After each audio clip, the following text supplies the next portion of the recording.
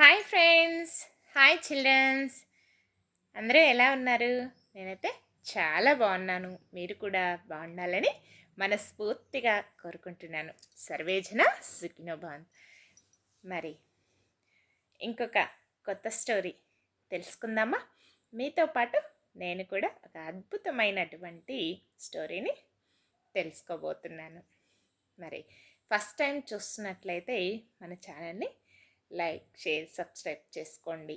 తద్వారా అందరికీ కథలు అనేవి రీచ్ అవుతాయి. ఇంకా మరిన్ని కథలతో మీ ముందుకి వచ్చేస్తాను. మరి మనం ఈరోజు తెలుసుకోబోయేటటువంటి కథ ఏంటంటే ప్రకృతి ఇచ్చే శక్తి. ప్రకృతి ఇచ్చే శక్తి. మరి మనకి ప్రకృతి ఏ విధంగా శక్తినిస్తోంది, ఏంటి అసలు ఈ కథ అనేది తెలుసుకోబోతున్నాము. మీరు సిద్ధంగా ఉన్నారా? ఆలస్యం చేయకుండా కథలోకి వెళ్ళిపోదాం. ఒకరోజట ఒక వ్యక్తి సీతాకోక చిలుక గూడుకి, తన యొక్క కట్టుకున్నటువంటి గూడుకి ద్వారం చేస్తున్నట్లు చూశాడట. ఓకేనా? ఆ ద్వారం చేస్తున్నట్లు తను చూశాడు. సీతాకోక చిలుక ఒక చిన్న రంధ్రం ద్వారా ద్వారం చేసి, ఆ యొక్క చిన్న రంధ్రం ద్వారా తాను శరీరాన్ని బలవంతంగా నెట్టడానికి కష్టపడుతుండటం అతను చాలా గంటల నుంచి కూర్చొని చూశాడట. అయితే తరువాతిక అది ఏమీ చేయకుండా ఆగిపోయినట్లు కనిపించిందట. అతనికి కనిపించి, అయితే ఇప్పుడు అనిపించిందట తను చేయగలిగినంత వరకు చేసింది ప్రయత్నం.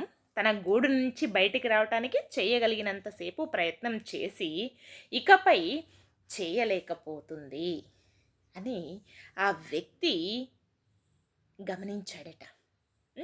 సో అప్పుడు ఆ వ్యక్తి అనుకున్నాడట, సీతాకోక చిలుకకి సహాయం చేయాలని నిర్ణయించుకొని ఆ సహాయం చేయాలని నిర్ణయించుకున్నాడు. కాబట్టి అతను ఒక కత్తెరను తీసుకొని ఆ మిగిలి ఉన్న గూడునట చిన్న చిన్నగా కత్తిరించేశాడట. ఓకేనా? ఎందుకు? అది ఇక బయటికి రావటానికి ప్రయత్నించింది. ఇక ప్రయత్నించలేక ఆగిపోయింది. ఆగిపోయేసరికి ఇంకా తను చివరికి ఏం చేశాడు?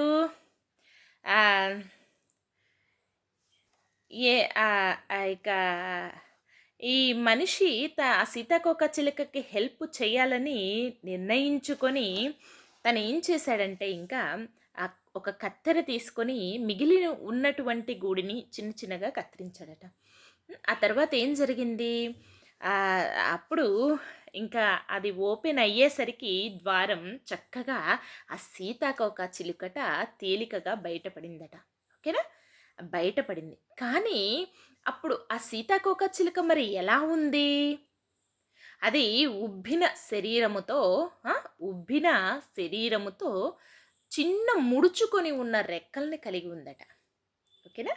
ఉబ్బిన శరీరముతో చిన్న ముడుచుకొని ఉన్నటువంటి రెక్కల్ని కలిగి ఉంది. మరి ఉబ్బిన శరీరముతో ముడుచుకొని ఉన్న రెక్కలతో ఉంటే మరి సీతాకోక చిలుక ఎగరగలుగుతుందా? ఎగరలేదు కదా. తనకి ఈ మనిషి దానికి సహాయం చేయాలని భావించాడు. ఓకేనా? ఈ వ్యక్తి తను పాపం రాలేకపోతుంది అని చెప్పేసి ఈయన సహాయం చేయాలని భావించాడు. మరియు ప్రతీదీ మంచిదని ఊహించాడు అతను. ఓకేనా? మంచిదని ఊహించాడు. కానీ పాపం సీతాకోక చిలుక తను ఇక మిగిలిన జీవితాంతం కూడా ఆ ఉబ్బినటువంటి శరీరము మరియు ముడుచుకొని ఉన్నటువంటి రెక్కలతో మరి ముడుచుకొని ఉంటే రెక్కలు ఎగరగలుగుతుందా? ఎగరలేదు. తేలికగా ఉండగలుగుతుందా? ఉండలేదు. ఇక మిగిలిన జీవితాంతం కూడా తను ప్రాకుతూ గడిపిందట. అది ఇక ఎప్పటికీ ఎగరలేదు. ఓకేనా? అదే ఇక ఎప్పటికీ ఎగరలేకపోయిందట. మరి ఇప్పుడు మరి మీకేమనిపిస్తోంది? వాస్తవానికి అతను దయతో మిగిలిన మార్గాన్ని తెరిచాడు. అవునా? కానీ సీతాకోక చిలుక పోరాటానికి సీతాకోక చిలుక బయటికి రావాలని పోరాటం చేస్తోంది కదా! ఆ పోరాటానికి ప్రకృతి యొక్క ప్రక్రియకు అడ్డగించాడు. అవునా? తను దయతో, తన మీద దయతో తను చేయాల్సింది చేసింది కానీ, ప్రకృతి యొక్క శక్తిని తను గమనించలేకపోయాడనమాట. ఎందుకు? తనింకా గూటి నుంచి బయటికి రావాల్సిన సమయం ఇంకా ఉంది. అది అతను తెలుసుకోలేకపోయాడు. తెలుసుకోలేకపోవటం వల్ల హ్మ్, ఆ మిగిలిన ద్వారాన్ని ఓపెన్ చేయటం వల్ల సీతాకోక చిలుక అయితే ఆ గూటి నుంచి తేలికగా బయటపడింది. కానీ తన శరీరం ఎలా ఉంది మరి? ఉబ్బినటువంటి శరీరము, చిన్న ముడుచుకొని ఉన్నటువంటి రెక్కలు. తనింకా ఫామ్ అవ్వలేదు. ఓకేనా? తన శరీరము తేలికగా అవ్వాలి, రెక్కలన్నీ చక్కగా విచ్చుకోవాలి. అవునా కదా? అప్పుడైతే తను చక్కగా ఎగరగలుగుతుంది. ఆ ప్రకృతి యొక్క శక్తిని అడ్డగించటం వల్ల తను ఇక జీవితాంతం కూడా ఎగరలేక పాకుతూ జీవించాల్సి వచ్చిందట ఆ సీతాకోక చిలుక. మరి ఇందులో మనం తెలుసుకునేటటువంటి నీతి ఏంటి? తన యొక్క పోరాటం ఆగిపోయింది. పోరా పోరాటం మన శక్తి సామర్థ్యాలను పెంపొందిస్తుందట. ఓకేనా? ఇందులో నీతి ఏంటి? పోరాటము మన యొక్క శక్తి సామర్థ్యాలను పెంపొందిస్తుంది. ఓకే? ఇది ప్రకృతి ఇచ్చే శక్తి. మరి ఈ కథ మీకు ఎలా అనిపించింది? మనం ప్రతి దానిలో కూడా పోరాడాలి. అప్పుడే మనకి ధైర్యము, శక్తి, ఆ సామర్థ్యాలు మనకి రాగలుగుతాయి. అంతే కదా మరి. ఈ కథ మీకు ఎలా అనిపించిందో చిన్న కమెంట్ రూపంలో కమెంట్ చేయండి. నచ్చితే కనుక కంపల్సరిగా లైక్ చేసుకోండి. ఏమన్నా తప్పులు కనుక మాట్లాడి ఉంటే దయతో మన్నించండి.